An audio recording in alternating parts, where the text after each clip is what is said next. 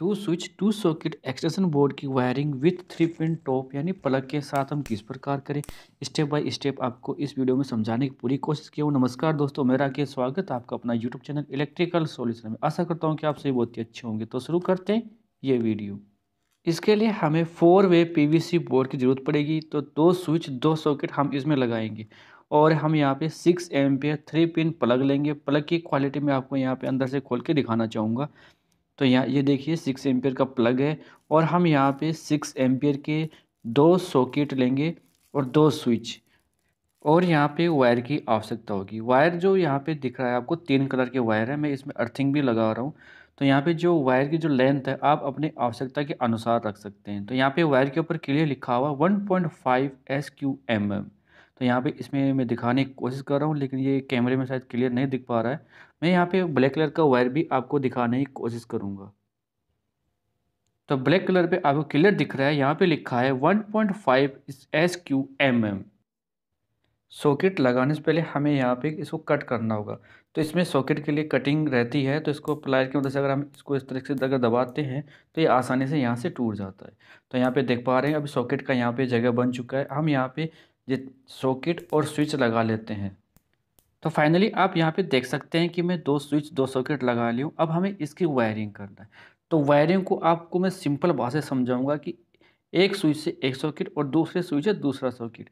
Socket के पीछे यहाँ पे एन और एल लिखा हुआ है। तो यहाँ जहाँ पे एल लिखा है उसको हम स्विच से कनेक्ट करेंगे। तो ये देखिए मैं वायर का जो पीस है कटिंग करके रखा हूँ। तो यहाँ पे देखिए मैं पहले स्विच के अंदर लगा रहा हूँ। तो स्विच में आप चाहे ऊपर लगाओ फिर चाहे नीचे लगाओ, लेकिन एक को कॉमन रखना पड़ेगा। और जैसे स्विच के बाद में यहाँ पे सॉकेट के अंदर जहाँ एल लिखा होता है उसके साथ में यहाँ पे कनेक्ट कर रहा हूँ। अभी हम इस साइड से अगर देख रहे हैं तो हमें लग रहा है कि हम लेफ्ट साइड में कनेक्ट कर रहे हैं, लेकिन जैसे इस बोर्ड को घुमाएंगे तो ये राइट साइड में हो जाएगा। देखेंगे तो राइट साइड में ही आएगा मतलब। अब हम इस प्रकार से दूसरा स्विच है उसमें ये वायर कनेक्ट कर रहे हैं। और यहाँ पे वायर को जो कनेक्ट करते हैं तो स्क्रू को लूज़ नहीं रखना है, नहीं तो यहाँ पे ये स्विच स्पार्क होने की वजह से ख़राब हो सकता है, या फिर जब भी हम इसके अंदर कुछ लोड लगाएंगे तो वो वहाँ पे वर्क नहीं करेगा प्रॉपर तरीके से। तो देखिए यहाँ पे जो सॉकेट है इसका भी जो एल पॉइंट लिखा हुआ है इसके अंदर मैं यहाँ पे वायर कनेक्ट किया हूँ। तो यानी कि अब स्विच से हमारे सॉकेट के वायर यहाँ पे कनेक्ट हो चुके हैं। अब हम यहाँ पे जो स्विच का नीचे वाला हिस्सा है इसके अंदर वायर कनेक्ट करेंगे। तो मैं वायर को छील रखा हूँ, मैं आपको पहले ही बताया था। तो ये देखिए जो नीचे वाला पॉइंट है इसमें हम दोनों स्विच को कॉमन रखेंगे, यानी लूप वायरिंग इसमें करेंगे हम। तो एक स्विच से दूसरे स्विच के अंदर। तो यहाँ पे देखिए अब ये वायर मतलब दोनों स्विच के अंदर यहाँ पे लग गया है, और इसका जो स्क्रू है उसको टाइट करना है।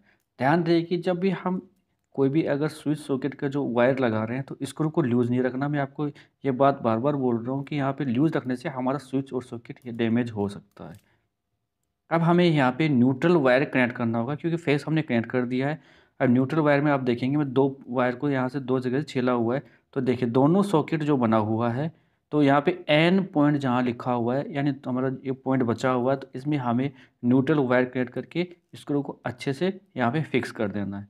इसी हिसाब से यहाँ पे दूसरे जो पॉइंट है इस सॉकेट का, तो यहाँ पे भी एन लिखा हुआ है, तो इसमें भी हम यहाँ पे इस वायर को अच्छे से टाइट कर देंगे। फाइनली हमारा बोर्ड यहाँ पे बन चुका है। अभी हम यहाँ पे इसके अंदर अर्थिंग की वायरिंग और करेंगे। जो ग्रीन कलर का है सॉकेट का जो ऊपर वाले हिस्से में कनेक्ट करना है। तो यहाँ पे आप देखेंगे जो सॉकेट का जो ऊपर वाला हिस्सा है, जहाँ पे ये ऊपर वो जो पॉइंट बना हुआ है, यहाँ पे अर्थिंग के वायर को कनेक्ट कर लेना है। तो फाइनली मैं यहाँ पे अर्थिंग का वायर भी कनेक्ट कर लिया हूँ। हमारी बोर्ड की कंप्लीट वायरिंग हो चुकी है। अब हम ये जो 3 वायर निकले हैं यहाँ पे मैं बोर्ड में होल किया था, इसमें से हमें बाहर निकालना है और फिर 3 पिन टॉप यानी जो प्लग है उसके साथ कनेक्ट करना है। तो ये वायर मतलब बाहर ना निकले। आप यहाँ पे टाई का भी यूज़ कर सकते हैं, मैं इसमें गांठ मार रहा हूँ। सिर्फ ये नॉर्मल चार्जिंग या फिर हल्का लोड है उसी के लिए लगाएंगे, तो यहाँ पे कोई प्रॉब्लम नहीं होगा, गांठ लगा सकते हैं। तो ये देखिए अब हमें यहाँ से जो ये नीचे का जो बॉक्स बना हुआ है इसका, तो इसके अंदर से हमें वायर को बाहर निकालना है।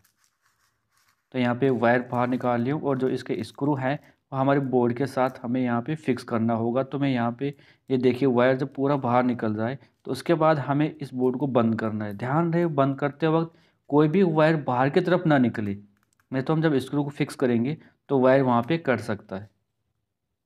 तो फाइनली आप यहाँ पे देख सकते हैं मैं इस बोर्ड को पैक कर दिया हूँ। अब यहाँ पे जो वायर है ये मतलब बिखरे ना, इसलिए हम यहाँ पे टेप मार रहे हैं ताकि वायर एक साथ रहें, ये तीनों वायर।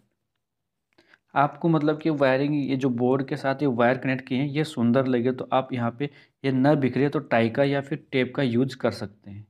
तो फाइनली अब मैं यहाँ पे जो 3 पिन प्लग है इसको खोल रखा हूँ। तो यहाँ पे देखिए इस प्रकार से हमारा वायर आया और बिल्कुल सेफ आया है। कोई भी वायर यहाँ पे मतलब कि आगे पीछे नहीं है, तो सही तरीके से हमारा वायर यहाँ पे फिक्स बन रहा है। तो यहाँ पे देखिए अब हम यहाँ पे एन और एल, यहाँ पे न्यूट्रल को रखना है लेफ्ट साइड में और जो फेस सप्लाई है उसे रखना है हमें राइट साइड के अंदर।